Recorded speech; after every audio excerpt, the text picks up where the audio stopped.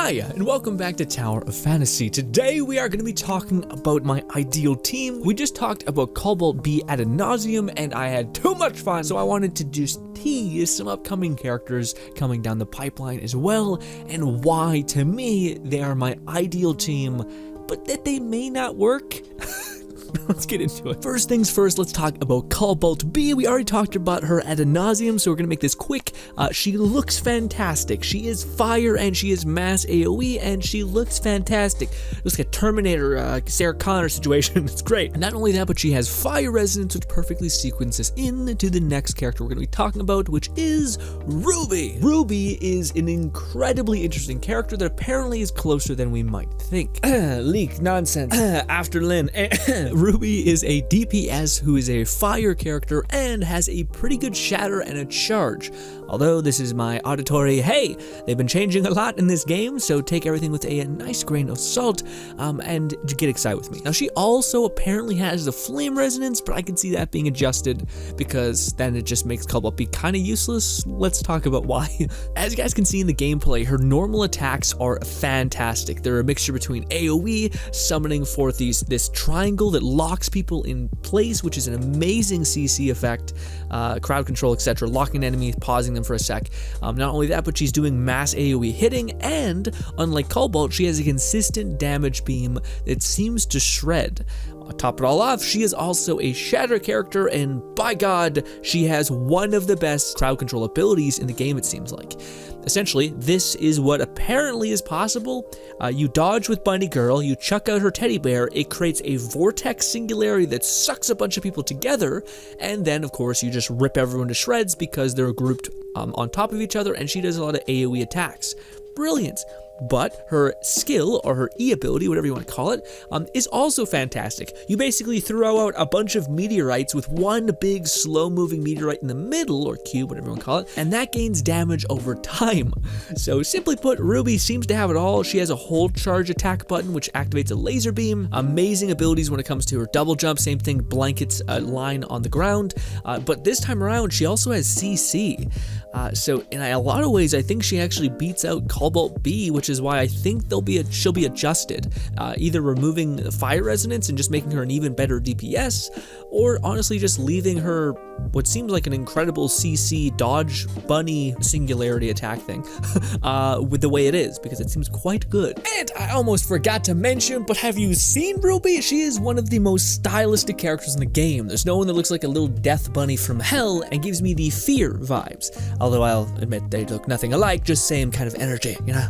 Yeah, so Ruby is incredibly exciting and is, again, closer than you might think. But this character, the one that I'm the most excited for, the one that I would probably even drop money in at least getting one copy of, because she's that aesthetic, she is that powerful, she is that interesting gameplay-wise, and has enough complexity to keep you saved for a long time coming, and that is Lyra. Not a single character looks better than Lyra, at least to me. She looks so awesome. Her weapon is crazy, big, flashy, the whole shebang. It also fixes a lot of the incredibly frustrating melee problems, like not having enough distance clear because you have these giant mechanized arms that hella reach. They have crazy reach, they jump on top of enemies. She seems like such a perfectly tweaked character. The only thing is will she be able to perform and do damage, because Lyra at a base is a support, is a physical damage dealer with a ton of shatter and a good bit of charge. Side note, that physical resistance is actually pretty good because it activates Grievous, which is just a nice debuff, so any support character that can also do physical damage, pretty nice. The thing that makes Lyra stand out atop the heap is the fact that she actually has two types of gameplay. If you have resonance of a healer, i.e. 2 healing weapons equipped and 1 whatever weapon you want, you will have healing resonance, and she'll basically sit into the healer stance. And if you have 2 attack characters, or 2 attack weapons equipped, you will basically pivot Lyra to being an attack-focused moveset, dance, whatever you want to call it. Now, the complexity within both of these is a lot.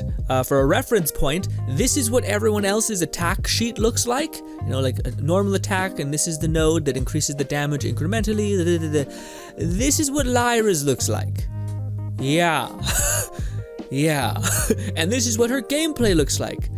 Yeah. So yeah, a lot of attack going on gameplay-wise, but a lot of sub-stat pivots and changes determining based on if you're going on a healer route or the DPS route. Now, the one thing that is evident is the more I looked into Lyra, because this was hella confusing for me, I looked at other people's takes on her.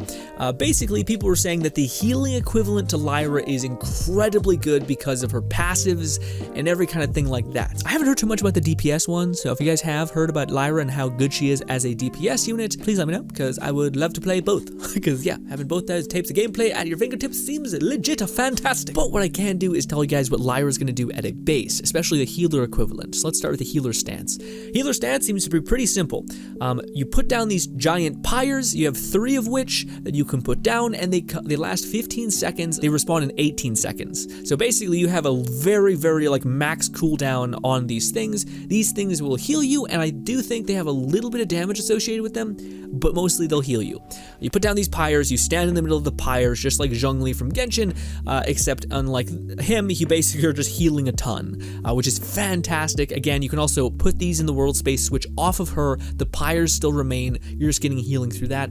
That's already fantastic. But Lyra also has the ability, when you hit enemies, to actually lifesteal, almost like heal through that attack, which is insane. There's like clips out there that are fantastic, which shows somebody doing the Rock'em Sock'em attack, which is just like mass barrage of punches, and then just healing your health bar like all the way to the top, which just seems so fun. That's her normal healing stance, along with some other debuffs, but that's a little bit too in the weeds to get into that right now, especially when we're going to talk about her when she comes out and ramble about every excruciating detail, because again, super excited for this character. Anyways, the other thing that's evident and incredibly important is her battle stance. This one I don't really understand too much. It just seems like you basically, instead of putting down an incredible value proposition of 3 pyres which constantly heal you, you do a burst of damage, and then you have these things circling you that I do believe will do damage. So you kind of have like, if you play melee, you're going to be able to have some melee damage on top of you switching to another character and then hitting, which can be kind of good. There's not too many like procedurally stabilized support DPSs that kind of leave something in the environment that can deal damage over time, aka kind of like Xiangling or something like that from Genshin. Largely, it's just like Lyra to me is the most stacked character in the entire game. Not that she's ungodly good, she's definitely not going to be as strong DPS wise as Lyn, but sure as hell she has like 3 characters in one, it feels like, and one of the coolest looking base models in the entire game. She looks awesome. Anywho, and also her weapon is insane. Also, I didn't mention that Ruby's weapon also looks insane. It's this serpent bot that like protects Ruby and just eviscerates the world. Oh man, there's a reason why I think these characters are so good. But some of you guys, some keen-eyed among you, will have seen that Lyra is a support, and the 2 other characters I want on my team are 2 attack resonances, or DPSs.